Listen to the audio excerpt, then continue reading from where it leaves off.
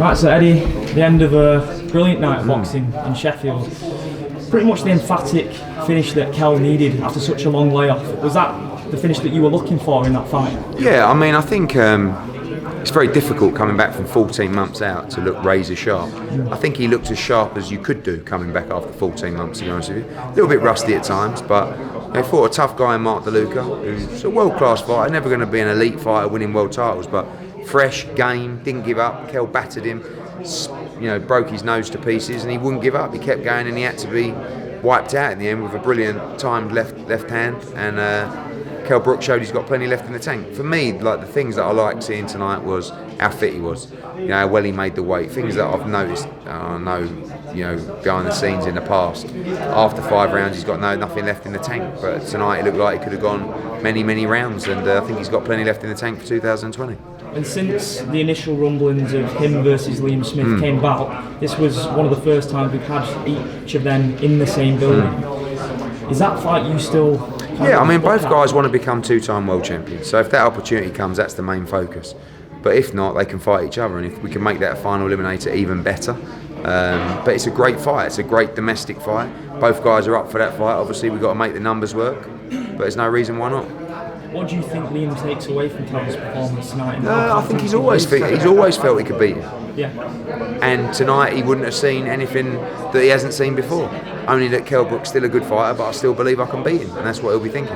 Kid Galahad as well. Yeah, great performance. I mean, we didn't know whether to take that fight because Moreira's tricky, he's awkward, and it was a tough fight coming back straight after the Josh Warrington fight.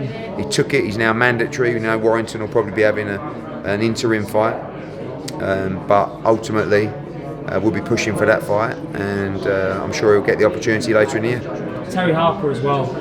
How much did that press conference, we had the discussions of her journey and the way how she walked away from the sport momentarily. And it's just a great story. I think it's very inspirational because she's the girl next door, isn't she? And I think people love that.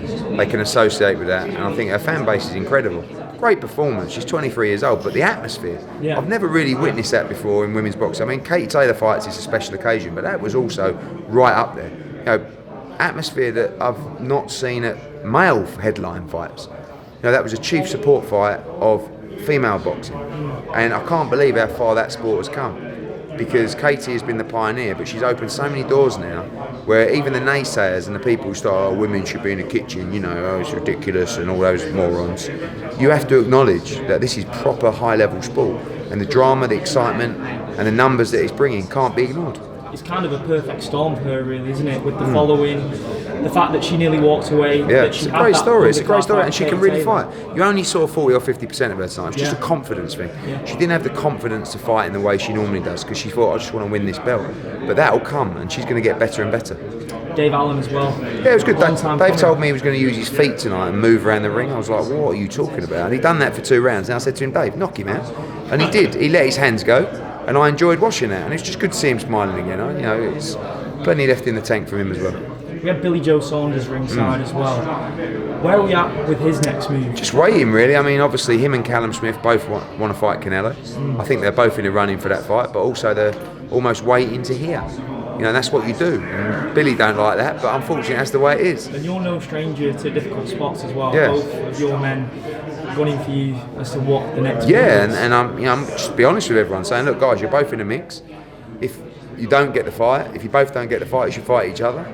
If not, we've got Danny Jacobs, we've got Demetrius Andrade, we've got Gennady Golovkin, we've got all these guys that are available for fights in 2020. So I don't have any doubt that those guys are going to be in big fights, but they want them ASAP, and hopefully one of them gets Canelo. Can you see the frustration from Callum's side, though, considering that he won the World Boxing Super Series back at the end of 2018, I believe it was, and then he had the fight in New York, and then the Liverpool fight, which obviously was controversial regardless of where you stood from that point of view.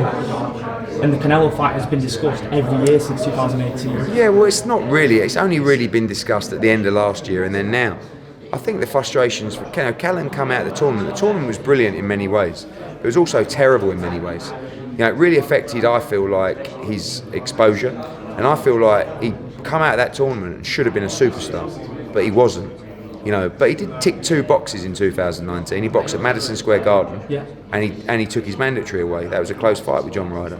But he's in a position now, like Billy Joe, they only want a mega fight. So that's good in a way because it will help you negotiate. But of course, it's not just as easy as saying, oh, this is a big fight for you, take it. And they've got teams, they want to know the package, they want to make sure they're getting what they perceive to be the right money. But I guarantee you both guys will be in a big fight next. And Newcastle as well, big show. April 4th, that'll be announced on Tuesday at press conference.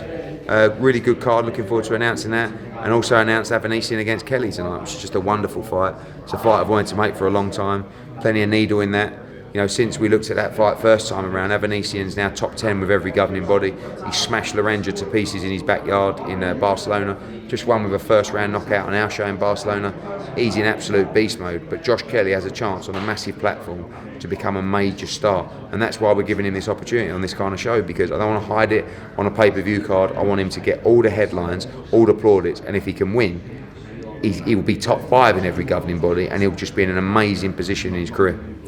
The Adrian Broner thing as well. That was, I wasn't going to tweet it, but you, weren't it? yeah, but it was like he tweeted my offer about 2 years ago, Adrian Broner. Right. So I thought, you know what, fuck it, I'm going to put it out. And I spoke to Devin. I actually texted Adrian and said, I'm going to put this out. And he went, yeah, go for it.